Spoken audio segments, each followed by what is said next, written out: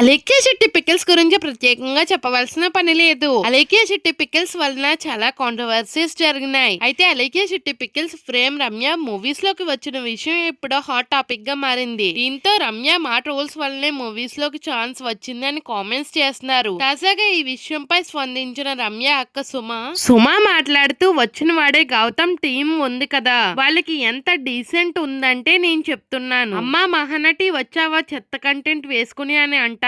సరే చెత్త కంటెంటే. ఫస్ట్లీ మా చిన్న చెల్లి రమ్య గోపాల్ కంచర్ల చాలా హ్యాపీగా ఉంది అనుకోవచ్చు. ఏంటి జస్ట్ స్టేజ్ మీద నుంచున్నందుకు అంత హ్యాపీగా ఉందా అని. నేనే తొక్కుతాను, నువ్వు కొంచెం పైకి వచ్చావు అంటే ఆ క్రెడిట్ నేనే తీసుకుంటాను. ఇప్పుడు ఈ రోజు వచ్చేసి మీరు చచ్చిపోవాలి, మిమ్మల్ని తొక్కేయాలి, మీరు నాశనం అయిపోవాలి. అయినా పోస్టులు అమ్ముకునేదాన్నే ఫేమస్ చేసినప్పుడు పచ్చళ్ళు అమ్ముకునేదాన్ని ఫేమస్ చేయడంలో తప్పేముంది అంట. వద్దు, అటువంటి బతుకు బతికే కాదు అంటూ ఫైర్ అయింది సుమ.